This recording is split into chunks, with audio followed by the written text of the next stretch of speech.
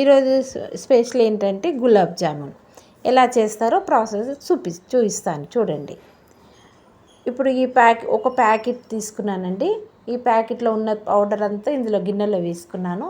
ఇది పాలతోనే మనము చపాతీ పిండి ఎలా పిసుకుతామో అలాగే కలుపుకొని కొద్ది కొద్దిగా పాలు పోసుకుంటూ కలుపుకోవాలి. చూడండి, పచ్చి పాలే ఇవి, కాచిన పాలు కావు, పచ్చి పాలతోనే చేస్తాం. ఇలా పాలు పోసుకుంటూ కొద్ది కొద్ది కలుపుకోవాలి.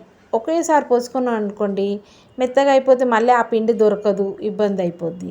కాబట్టి కొద్ది కొద్దిగా పాలు పోసుకుంటూ ఇలా కలుపుకోవాలి.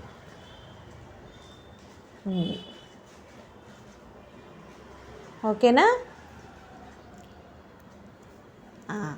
ఇలా కలిపిన తర్వాత ఇలా ముద్దలా చేసి ఒక్క 1 అవర్ కానీ హాఫ్ అన్ అవర్ కానీ అలా నానబెట్టుకొని ఒక మూత పెట్టేసుకొని పక్కన పెట్టేసుకోవాలి.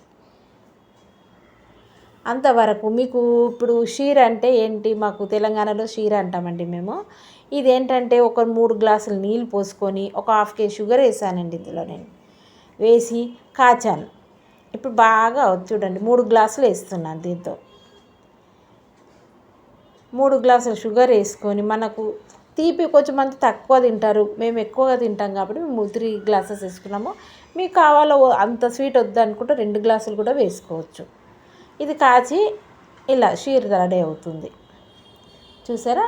ఇలా గిన్నె పెట్టుకొని ఆ షుగర్ అంతా కరిగిపోయేంత వరకు అలా కలిపి చూడండి, రెడీ అయిపోయింది. ఓకే, ఇప్పుడు రెడీ అయిపోయింది కదండి. ఇప్పుడు నేను గులాబ్ జాములు ఎలా రౌండ్ చేసుకోవాలో చూపిస్తాను. చిన్న చిన్న ముద్దలుగా తీసుకొని అలా మనకు ఏ సైజు కావాలంటే ఆ సైజు చేసుకోవచ్చు. మేమైతే ఒక చిన్నగానే చేసుకుంటాము. ఇలా చేసుకున్నాం చూడండి. చూసారా? ఇప్పుడు దీన్ని మనం కొంచెం నెయ్యి కొంచెం ఆయిల్ కలిపి నేను కడాయిలో వేసుకున్నాను. అలా వేపుకోవాలి. మరీ పెద్ద హై ఫ్లేమ్లో పెట్టకూడదు, ఎందుకంటే పైన మాడిపోయి లోపల పిండి అలాగే ఉంటుంది. కాబట్టి కొంచెం చిన్న సిమ్ము లేకపోతే మీడియం అయినా పెట్టుకొనైనా చేసుకోవచ్చు. ఇలా చేసుకోవాలి. చూడండి, అలాగా కొంచెం కదుపుతూ ఉండాలి, లేకుంటే ఒకటే వైపు మాడిపోయినట్టు అవుతుంది. ఇలా కదుపుకోవాలి. గోల్డెన్ బ్రౌన్ వచ్చే వరకు కలుపుకోవాలి. అలా తిప్పుతూ కదిలిస్తూ ఉంటే అది రౌండ్ తిరుగుతూ ఉంటాయి.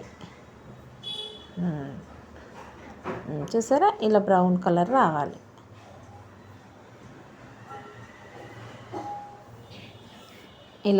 ఇలా కలుపుతూ ఉండి మీకు అన్నీ తీసుకొని గిన్నెలో పెట్టుకోవాలండి. ఇవన్నీ చూడండి రెడీ అయిపోయాయి. ఇట్లా చిన్నగా పెట్టుకుంటే బాగా వస్తాయి.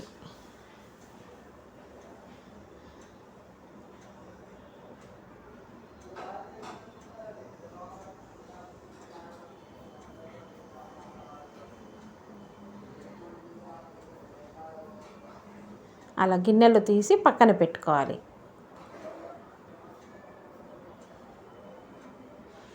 అలాగే మిగతా వాటివి కూడా అన్నీ అలాగే తీసుకోవాలి.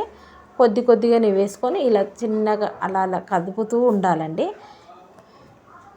అప్పుడు రౌండ్గా వస్తాయి. చూడండి, ఇలా మొత్తం అయిపోయాయి. ఇలా చేసుకున్నాము.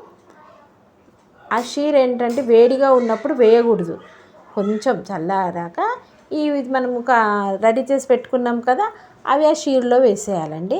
ఒక 2 గంటలు మేమైతే నైట్ చేసుకుని ఫ్రిడ్జ్లో పెట్టేసుకున్నాము. మార్నింగ్ కల్లా చక్కగా ఇలా బాగా లావుగా అయ్యాయి. ఇప్పుడు ఒకసారి తిని చూడండి ఎంత టేస్ట్గా ఉంటాయో.